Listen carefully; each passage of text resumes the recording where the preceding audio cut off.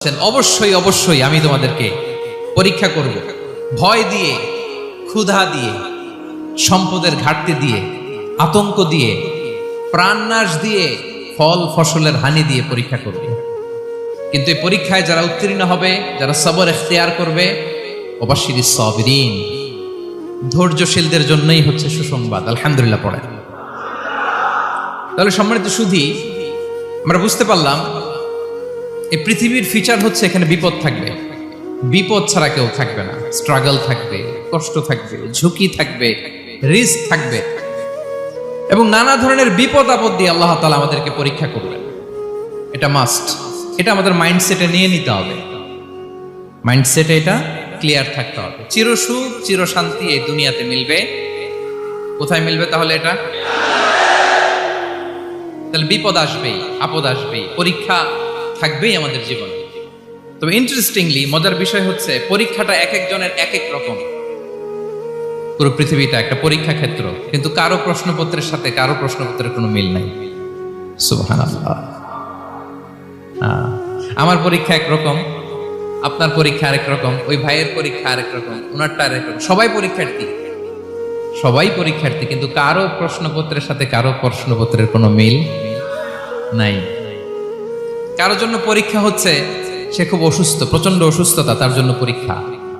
ক্যান্সারের রোগী, দুরারোগ্য ব্যাধি, ডক্টর বলছে 4th স্টেজে চলে আসছে, কয়েক মাস বাঁচতে পারে, এটা তার জন্য পরীক্ষা। আবার কারো দেখবেন যে খুব একটা অসুস্থতা নাই, অসুস্থতার ঝামেলা নাই, কিন্তু তার দারিদ্রতা আছে, তার আর্থিক অনটন, এটা তার জন্য পরীক্ষা। আবার কারো দেখবেন অসুস্থতাও নাই, দারিদ্রতাও নাই, তার দাম্পত্য জীবনের সমস্যা আছে না নাই? অনেকের দেখবেন এগুলো কোনোটাই সমস্যা না, তার ছেলে কথা শোনে না, মাদকাসক্ত। আহা, মাদকাসক্ত, রিহ্যাবে পাঠায়, আবার আসে, আবার গাঁজা খাওয়া শুরু করে, আছে না নাই বলেন? দেখেন তার পরীক্ষাটা আবার আলাদা। অনেকের দেখবেন মেয়ে বাবার কথা শোনে না। আবার অনেকের দেখবেন যে ব্যবসায় সমস্যা, লসের পর লস, লাভ উঠাতে পারে না। তাহলে পরীক্ষা ছাড়া, বিপদ আপদ ছাড়া দুনিয়াতে কেউ নাই, কেউ নাই প্রিয় ভাইরা। এটা আমাদের মাথায় রাখতে হবে। পরীক্ষা আপনাকে দিতেই হবে, পরীক্ষা দিয়ে দিয়েই নিজেকে প্রমাণ করতে হবে। আর এক একজনের পরীক্ষাটা এক এক রকম, কারো পরীক্ষার সাথে কারো পরীক্ষার কোনো মিল থাকবে না। তো মাঝে মাঝে আমরা এটা ভুলে যাই। আল্লাহ তাআলা কালামে পাকে রিমাইন্ডার দিয়ে আমাদেরকে স্মরণ করিয়ে দিতে চান যে এই পৃথিবীতে আসলে তোমরা এসেছো পরীক্ষা দিতে। এটাই জীবনের বড় বাস্তবতা। আমাদের জীবনে যত হতাশা, আমাদের জীবন নিয়ে যত অভিযোগ, আমাদের মনে যত কষ্ট, আমাদের হৃদয়ের ভেতরে যত অস্থিরতা, তার মূলে হচ্ছে এই সমস্যা যে আমরা ভুলেই গেছি আমরা পরীক্ষা দিতে আসছি। এটা যদি ভুলে না যান, এটা যদি আপনার মাইন্ডসেটে থাকে যে পুরো জীবনটা একটা পরীক্ষা, তাহলে দেখবেন কোনো কিছু আপনাকে কাবু করতে পারবে না। আপনি হতাশ হবেন না, জীবন নিয়ে আর অভিযোগ থাকবে না, আপনি ভেঙে পড়বেন না, সব অভিযোগ হতাশা দূর হয়ে যাবে। তার মানে বুঝতে পারলাম পরীক্ষা আপনাকে দিতেই হবে। পরীক্ষা দেয়া ছাড়া এই পৃথিবী থেকে চলে যাওয়ার কোনো চান্স বা সুযোগ আমাদের কারো নেই। সূরাতুল আনকাবুতে আল্লাহ তাআলা এই কথাটা আরো চমৎকার ভাবে বলেছেন। আল্লাহ তাআলা ইরশাদ করছেন, আহাসিবান নাসু আইয়ুতরাকু আইয়াকুলু আমান্না ওয়া হুম লা ইফতানুন ওয়ালাকাদ ফাতান্নাল্লাযীনা মিন ক্বাবলিহিম ফালা ইয়া'লামান্নাল্লাহু আল্লাযীনা সাদাকু ওয়া লা ইয়া'লামান্নাল কাযিবিন। আল্লাহ বলেন, মানুষকে ভেবেছে সে শুধু বলবে আমি ঈমানদার আর তাকে আমি জান্নাতে ঢুকাই দিব? না, কখনো না, কোশ্চিন কালেও না।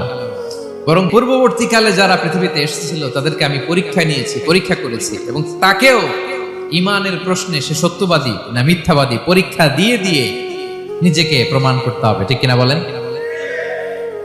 পরীক্ষা দিয়ে আপনাকে প্রমাণ করতে হবে। এবং এই পরীক্ষার ব্যাপারটা, এটা যে শুধু আমরা সাধারণ মানুষ আমাদের জীবনে দুঃখ বিপদ পরীক্ষা এমনটা নয়। এই পৃথিবীর সবচাইতে শ্রেষ্ঠ মানুষ যারা ছিলেন তাদেরকে আল্লাহ পরীক্ষা নিয়েছেন। বলেন তো এই পৃথিবীতে সবচাইতে শ্রেষ্ঠতম মানুষ কারা? সবচাইতে শ্রেষ্ঠ ভালো মানুষ কারা ছিল পৃথিবীতে? বলেন তো নবীরা। আওয়াজ করে বলেন তো কারা? বলেন তো নবীদের জীবনে পরীক্ষা ছিল কি ছিল না? হ্যাঁ ছিল। বেশি না কম? বিষ্ণু ইসলামকে জিজ্ঞাসা করা হলো, আইয়ুন নাসি আশাদ্দু বালাআন ইয়া রাসূলুল্লাহ, হে আল্লাহর রাসূল, এই পৃথিবীতে কাদের জীবনে পরীক্ষা বেশি? বিষ্ণু ইসলাম বললেন, আল আম্বিয়া, নবীদের জীবনে। আল আম্বিয়া সুম্মাল আমসাল ফাল আমসাল, সবচাইতে জীবনে পরীক্ষার সম্মুখীন সবচাইতে বেশি হয়েছেন নবীরা। তারপরে নবীদের পরবর্তী অবস্থান যাদের, সিদ্দিকীন যারা, সোহাদা যারা, সলিহীন যারা, আল্লাহওয়ালা যারা, তাদের জীবনে পরীক্ষা বেশি। ইউবতালার রাজুলু আলা হাসাবি দীনি, ব্যক্তির দিনদারি যত বেশি, তার জীবনে আল্লাহর পরীক্ষাও তত বেশি। আপনি আল্লাহওয়ালা হবেন, আপনার জীবনে পরীক্ষাও অনেক বেশি। এজন্য ইমানদার হওয়া যেমনি মর্যাদার, ইমানদারের জীবনে পরীক্ষাও হবে অনেক বেশি। এবং পরীক্ষা যত বড়, খেয়াল রাখতে হবে, মন খারাপ করার কোনো সুযোগ নেই। পরীক্ষা যার জীবনে যত বড়, সেটাতে সফল হতে পারলে ওটার প্রতিদানও বড়। পরীক্ষা যত বড়, এটাতে সাকসেস হইতে পারলে এটার রিওয়ার্ডও তত বড়। বিষ্ণু ইসলাম বলেন, ইযামুল জাযাই মাআ ইযামিল বালা, বালা যত বড়, জাযাও তত বড়, প্রতিদানও তত বড়। কারণ নবীদের জীবনে যদি খেয়াল করেন, দেখবেন যেই নবীর জীবনে পরীক্ষা যত বেশি, সেই নবীর জীবনে সফলতাও তত বেশি। সাইয়েদনা ইব্রাহিম আলাইহিস সালামের কথাটা একটু খেয়াল করেন তো, বলেন তো, ওনার জীবনে পরীক্ষা কেমন ছিল, বেশি না কম? ওনার জীবনের পরীক্ষা থেকেই তো আমরা এই শব্দটা ব্যবহার করি। আমরা বলি অগ্নি পরীক্ষা। কি বলি? মানে আগুনে নিক্ষেপ করা হয়েছে সাইয়েদনা ইব্রাহিম আলাইহিস সালামকে, তাও স্বাভাবিকভাবে না, উলঙ্গ করে, ন্যাকেট করে, ওনাকে অপমানিত করবার জন্য ওনার গায়ের জামা কাপড় খুলে উলঙ্গ অবস্থায় আল্লাহর খলিল সাইয়েদনা ইব্রাহিম আলাইহিস সালামকে অগ্নিকুণ্ডে নিক্ষেপ করা হয়েছিল। এরকম এক্সপেরিয়েন্স এই অডিটোরিয়ামের ভেতরে আমাদের কখনো হয়েছে? তাইলে সাধারণ মানুষের জীবনের পরীক্ষা আর নবীদের জীবনের পরীক্ষার মধ্যে পার্থক্য আছে না নাই? ওই পরীক্ষায় উনি পাশ করে ফেললেন। 86 বছর পর্যন্ত আল্লাহর কাছে দোয়া করলেন, আল্লাহ আমাকে একটা নেককার সন্তান দাও। আল্লাহ সন্তান দেয় না। 86 বছর পরে আল্লাহ তাআলা সাইয়েদনা ইব্রাহিম আলাইহিস সালাম এবং হাজারের ঘরকে উজালা করে সন্তান দিলেন। সাইয়েদনা ইসমাঈল আলাইহিস সালাম পৃথিবীতে আসলেন কত বছর বয়সে? 86 বছর বয়সের এখানে কেউ আছেন? হ্যাঁ, আছি আমরা? কেউ নাই। 86 বছর বয়সে প্রথম সন্তান পেয়েছে। তাদের ঘরকে উজালা করে আল্লাহর নবী সাইয়েদনা ইসমাঈল আলাইহিস সালাম আসলেন। এবার আল্লাহ বললেন, যাও স্ত্রীকে আর এই কলিজার টুকরা সন্তানকে, থাকো তো প্যালেস্টাইনে, প্যালেস্টাইন থেকে ১,৫০০ কিলোমিটার দূর, দ্য ব্যারেন ল্যান্ড, ওই মক্কার ধুধুমরু প্রান্তরে রেখে আস, যেখানে কেউ নাই, মানুষ নাই, গাছ নাই, পাখি নাই, পানি নাই, যাও রেখে আস। আচ্ছা বলেন তো, ৮৬ বছর পরে যে লোকটা সন্তান পেল, বুঝেছেন উত্তর দিয়েন, ৮৬ বছর পরে যে লোকটাকে আল্লাহ তাআলা সন্তান দিল, তার হৃদয়ে ওই সন্তানের জন্য মায়া বেশি না কম? এমনি তো আমাদের প্রথম সন্তানের হিস্ট্রিটা একটু খেয়াল করেন তো। প্রথম আমাদের যে মেয়ে হয়েছিল বা যাদের ছেলে হয়েছিল, তার প্রতি আদর, সোহাগ, দরদ, ভালোবাসা, আল্লাহ কত ছিল। আর ৮৬ বছর বয়স আল্লাহ তাআলা ওনাকে সন্তান দিলেন, দিয়ে বললেন, যাও হাজারকে আর ইসমাঈলকে মক্কার ধুধুমরু প্রান্তরে রেখে আস। আল্লাহ তাআলা বলতে দেরি, চলে যেতে দেরি নাই, মুহূর্তে উনি রওনা হয়ে গেলেন। সুবহানাল্লাহ পড়বেন না? রেখে আসলেন মক্কার ধুধুমরু প্রান্তরে। এবার আল্লাহ বললেন, যাও রিটার্ন ব্যাক টু প্যালেস্টাইন, প্যালেস্টাইনে চলে যাও। চলে গেলেন, হৃদয়টা ভেঙে খান খান। অনেক বছর পরে আল্লাহ তাআলা আবার অনুমতি দিলেন, যাও এবার ছেলেকে দেখে আসতে পারো, যাও প্যালেস্টাইন থেকে আবার মক্কায় যাও। সাইয়েদনা ইব্রাহিম আলাইহিস সালাম প্যালেস্টাইন থেকে আবার ১,৫০০ কিলোমিটার পথ পাড়ি দিয়ে, এখনকার মতো ফ্লাইটে যায় না, গাড়িতেও না, উটে করে। কিসে করে? উনি যে কতবার মক্কা থেকে ফিলিস্তিন এসেছেন আর গিয়েছেন, কোনো ইয়ত্তা নাই, হিসাব নাই। গেলেন, এবার ছেলেটা হাঁটতে পারে, দৌড়াতে পারে, একটু একটু কথা বলতে পারে, আব্বু আব্বু ডাকতে পারে। কেমন মায়া লাগে বলেন তো? মায়া ভালোবাসায় যখন টইটম্বুর, ঠিক ওই মুহূর্তে আল্লাহ বললেন, ছেলেকে জবাই করো, জবাই করো ছেলেকে। আল্লাহ তাআলা বলতে দেরি করেছেন, আল্লাহর আদেশ পালনে 1 সেকেন্ডও তিনি দেরি করেন নাই। ছুরি চালালেন, জান্নাত থেকে দুম্বা নিয়ে আসা হলো। এভাবে আল্লাহর নবী ইব্রাহিম আলাইহিস সালাম ওনার জীবনের প্রতিটি ক্ষেত্রে যেখানে আল্লাহ তাআলা ওনাকে পরীক্ষা নিয়েছেন, উত্তীর্ণ হয়েছেন। এবং দেখেন ওনাকে আল্লাহ তাআলা কি উপহার দিলেন, আল্লাহ তাআলা ওনাকে খলিলুল্লাহ উপাধি দিলেন, আল্লাহর বন্ধু। সুবহানাল্লাহ বলেন। আল্লাহ তাআলা বলছেন ওয়া ইযি বিতালা ইব্রাহিম রাব্বুহু বিকালিমাতিন ফাআতাম্মাহুন ক্বালা ইন্নী জাঈলুকা লিন-নাসি ইমামা। আল্লাহ অনেকগুলো পরীক্ষা নিয়েছিলেন সাইয়েদনা ইব্রাহিম আলাইহিস সালাম, প্রতিটা পরীক্ষায় সাকসেসফুলি পাস করেছেন, গোল্ডেন এ প্লাস। আল্লাহ বলেন ইন্নী জাঈলুকা লিন-নাসি ইমামা, I'm gonna make you the leader for the entire human being. I'm gonna appoint you as a leader for the entire universe. গোটা বিশ্বের জন্য, গোটা মানবতার জন্য আমি তোমাকে লিডার বানায় দিলাম। ইযামুল জাযাই মা'a ইযামিল বালা। পরীক্ষা যত বড়, ওই পরীক্ষায় পাশ করলে ওইটার ফলাফল ও প্রতিদানও বড়। তাহলে দেখেন প্রিয় ভাইরা, সাইয়েদনা ইব্রাহিম আলাইহিস সালামের জীবনে পরীক্ষার কোনো শেষ ছিল না। আমি আপনি কোথায়? আল্লাহর খলিলের জীবনে যদি এত পরীক্ষা থাকতে পারে, আমি আপনি কোথায় বলেন তো? এবার বলেন, সাইয়েদনা মূসা আলাইহিস সালাম ওনার জীবনে তো কোনো পরীক্ষার ছিল না। হ্যাঁ, গুণে শেষ করতে পারবেন? জন্মটাই তো হয়েছে পরীক্ষার মধ্য দিয়ে। মিশরের ছেলে সন্তান হইলেই ফেরাউন বলছে জবাই করো। ওনার মা এরকম সিন্ধুকে করে ভাসায় দিলেন নীল নদীতে। আল্লাহু আকবার! কি একটা রোমাঞ্চকর পরিস্থিতির মধ্য দিয়ে আল্লাহ তাআলা ওনাকে বাঁচালেন। সুবহানাল্লাহ। জন্মই হয়েছে পরীক্ষার মধ্যে দিয়ে। বড় হইলেন, ফেরাউনের ভয়ে দেশ ত্যাগ করলেন, মিশর থেকে মাদিয়ান। আবার আল্লাহর আদেশে যখন ফিরে আসলেন, আবার ফেরাউনের সাথে তর্ক বিতর্ক, যুদ্ধ। একটা রাত আল্লাহ নবী মুসা আলাইহিস সালাম শান্তি মতো মিশরে ঘুমাতে পারে নাই। একটা রাত। শেষ পর্যন্ত এই ফেরাউন মুসা আলাইহিস সালামকে ধাওয়া করেছে। ফেরাউনের ধ্বংসের আগ পর্যন্ত সে মুসা আলাইহিস সালামকে ধাওয়া করেছে। তার মানে মুসা আলাইহিস সালাম এই বিপদ আপদ পরীক্ষা এগুলো থেকে মুক্তি পান নাই। এবার বলেন ঈসা আলাইহিস সালামের কথা। ওনার জীবনে তার পরীক্ষা ছিল না। কি পরীক্ষা ছিল? হ্যাঁ, আল্লাহু আকবার। Same scenario goes to the biography of every messenger in the world. পৃথিবীর সব নবীর ক্ষেত্রে একই ঘটনা ঘটেছে। সাইয়েদনা ঈসা আলাইহিস সালাম দাওয়াত যখন দিলেন, ওনার বিরোধিতা শুরু হলো, ওনাকে হত্যার ষড়যন্ত্র হলো। ইভেন কি ওনাকে মারার জন্য বনি ইসরায়েলেরা উদ্ধত হলো, জানে বাঁচবার জন্য পালালেন। এক ঘরে ঢুকলেন, চারদিক দিয়ে ঘেরাও করলো। উনি দরজা জানালা লাগাই দিলেন। ওরা বললো একজন দরজা ভেঙে জানালা ভেঙে ভিতরে ঢুকে দেখো বেটা ঈসা কি করে। একজন ভিতরে ঢুকছে, ঢুকার সাথে সাথে বল রাফাআহুল্লাহু ইলাইহি, আল্লাহ তাআলা ঈসা আলাইহিস সালামকে উপরে উঠায় নিলেন। আর যেই লোকটাকে তারা ভিতরে ঢুকালো, তার চেহারাকে আল্লাহ তাআলা ঈসা আলাইহিস সালামের চেহারার মতো করে দিলেন। এবার তার বাইরের সাথীরা বলে ঘটনা কি? বেটা ঈসাও বেরোয় না, আমাদের লোকটাও বেরোয় না, সবাই ঢুক। দরজা ভেঙে ভেতরে ঢুকে দেখে ঈসা দাঁড়ায় আছে। বলেন তো এটা ঈসা না মিসা? এটা কি আসল ঈসা? ওমা কতালু ওমা সলাবু ওয়ালাকিন শুব্বিহা লাহুম। আল্লাহ বলে তোমরা আমার নবী ঈসাকে হত্যাও করতে পারো নাই, শুলেও চড়াতে পারো নাই। আমি সেফটি সিকিউরিটি দিয়ে আমার নবী ঈসা আলাইহিস সালামকে আকাশে তুলে নিয়েছি। তাহলে ওনার জীবনে পরীক্ষার শেষ ছিল না। এবার যদি আমরা বিশ্বনবী সাল্লাল্লাহু আলাইহি ওয়াসাল্লামের জীবনের দিকে তাকাই, ওনার জীবনটা দেখেন তো।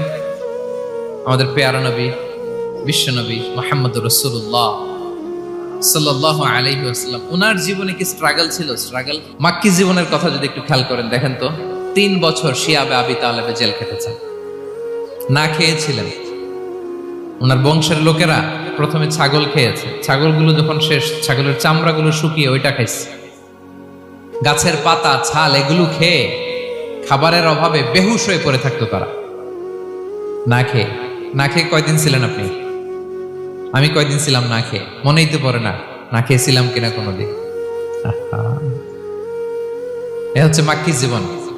মেন্টালি প্রেসার দেয়া হয়েছে। বিশ্বনবীর চাচা আবুল আহাব, তার 2 ছেলে উতবা আর উতাইবা, এদের সাথে বিয়ে দিয়েছিলেন 2 মেয়ের।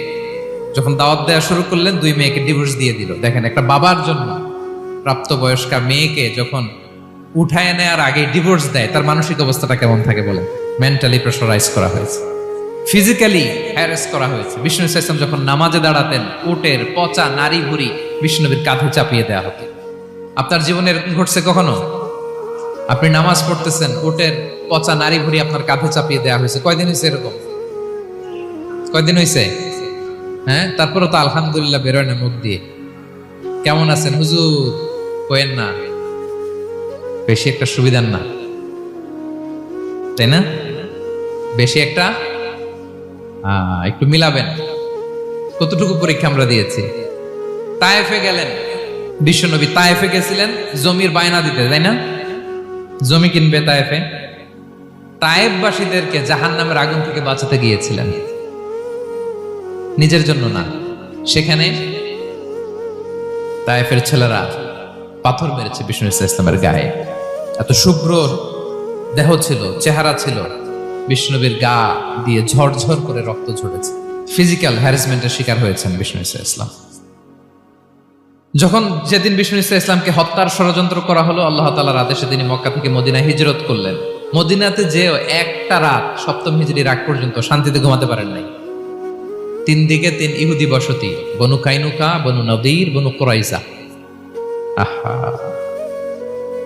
খাওয়ার মধ্যে বিষ মিশিয়ে দেয়া হয়েছিল বিষ্ণু ইসলামের। বাজুর, খাসির বাজুর রান পছন্দ করতেন। এক ইহুদি মহিলা বিষ্ণু ইসলামের ওই রানের মধ্যে বিষ মিশিয়ে দিয়েছিল। ওই বিষের যন্ত্রণায় মৃত্যুর আগ পর্যন্ত বিষ্ণুনবী কাতরাতেন,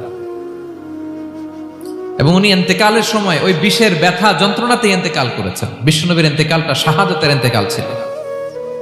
বিষ্ণু ইসলাম বলেছেন, ওই যে খায়বার এলাকার ওই মহিলা যে আমার খাবারে বিষ মিশিয়েছিল, সেই বিষের যন্ত্রণা, বেদনা, কষ্ট আমি অনুভব করছি।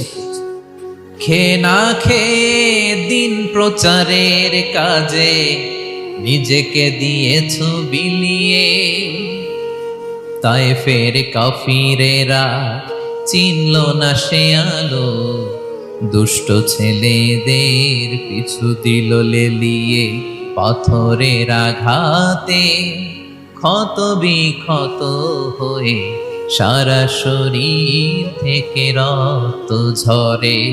হে রাসূল তোমাকে ভুলি আমি কেমন করে, হে রাসূল তোমাকে ভুলি আমি কেমন করে। হাজার ব্যথা বেদনার পরে ফিরে আসনি তুমি আপন ঘরে, দিনের আলো তুমি ছড়িয়ে দিতে চলে গেলে মদিনায় মক্কা ছেড়ে।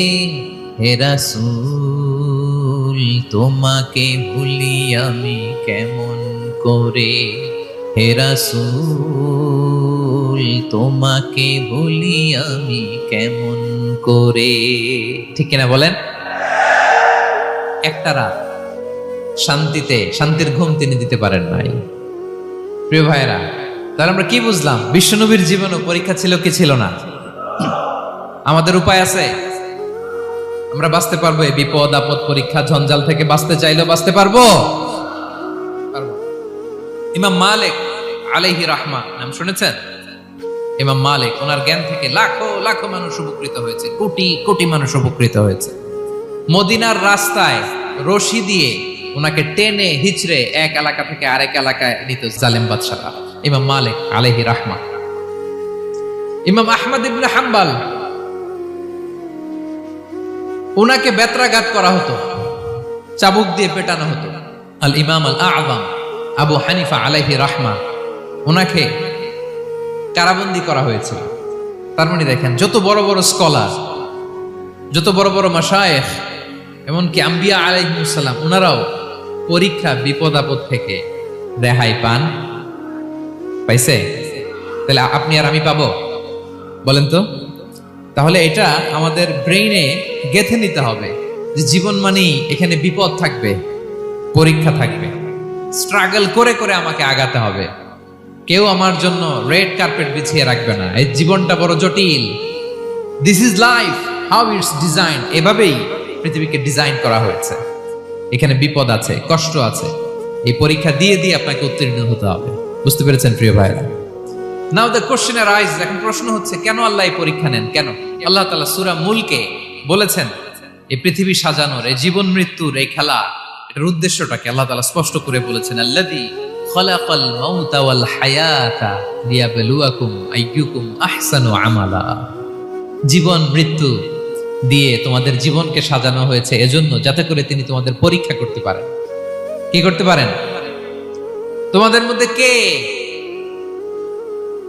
সৎকর্মে অগ্রগামী, কে কাজে ভালো, আমলে ভালো, এটা দেখার জন্য। বেসিকলি আল্লাহর দেখার প্রয়োজন নাই, আমাদেরকে দেখানোর জন্য এই পরীক্ষার আয়োজন। আমি ভালো করবো না খারাপ করবো এটা আল্লাহ জানে না? তো ওনার পরীক্ষা করা লাগে কেন? কথা বলেন। আমি জান্নাতি না জাহান্নামী এটা আল্লাহ জানেন না? বেসিকলি আমাদেরকে জানানোর জন্য এই পরীক্ষার আয়োজন। কাদেরকে জানানোর জন্য? মানে তুমি জেনে যাও তুমি জান্নাতি না জাহান্নামী। আমি ভালো করেই জানি। একটা ছোট্ট উদাহরণ দিলে বুঝতে পারবেন প্রিয় ভাইয়েরা। ধরেন আল্লাহ তাআলা দুইজনকে সৃষ্টি করলেন। উদাহরণস্বরূপ একজনের নাম আব্দুল্লাহ আর একজনের নাম আব্দুর রহমান। সৃষ্টির পরে আব্দুল্লাহকে বললেন, আব্দুল্লাহ আমি জানি তুমি পৃথিবীতে 50 বছর হায়াত পাইতা, খুব ভালো কাজ করতে, তুমি দুনিয়াতে অনেক ভালো কাজ করতে, এটা আমি আগেই জানি, আমার অসীম জ্ঞান বলে আমি আগে থেকেই জানি। তো যাও, তোমার এইমাত্র সৃষ্টি করলাম, যাও তুমি জান্নাতে ঢুকে যাও, কারণ আমি জানি তুমি জান্নাতি হবে। আচ্ছা, আর আব্দুর রহমান তুমি পৃথিবীতে খুব খারাপ কাজ করতে, এটা আমি জানতাম, তোমারে পাঠাইলে খারাপ কাজ করবা, তুমি সীমা লঙ্ঘন করবা, অন্যায় করবা, অপরাধ করবা, তুমি জাহান্নামী হবা, যাও। যেহেতু আমি জানি পরীক্ষার আর দরকার নেই, তোমারে জাহান্নাম দিয়ে দিলাম, যাও ঢুকে যাও। আব্দুল্লাহ ঠিকই জান্নাতে ঢুকে যাবে, আব্দুর রহমান কি ঢুকবে? ঢুকবে। সে বলবে, আল্লাহ এইমাত্র আমারে বানাইলেন, এইমাত্র আপনি আমাকে সৃষ্টি করলেন, সৃষ্টি করেই বলতেছেন তুমি জাহান্নামে যাও, আর বলতেছেন আমি জানি দুনিয়াতে পাঠালে তুমি খারাপ কাজ করবা, তুমি জাহান্নামী হবা, পাঠানোর আর কি দরকার, আগে থেকে জাহান্নামে যাও। আল্লাহ আপনি জানলে জানতে পারেন, আমি তো জানি না। ঠিক কিনা বলেন?